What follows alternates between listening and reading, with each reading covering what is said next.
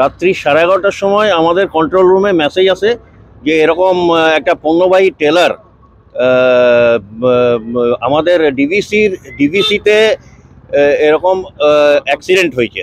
ঠিক আছে, আমরা ইমিডিয়েট খবর পেয়ে অ্যাম্বুলেন্স, পেট্রোলিং এবং ক্রেন নিয়ে ছুটে আসি।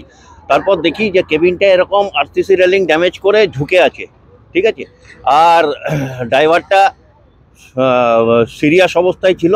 ঠিক আছে, তাকে অলরেডি হসপিটালাইজ করা হয়েছে এবং কেবিনের ভেতরেই ছিল, তাকে বের করা হয়েছে।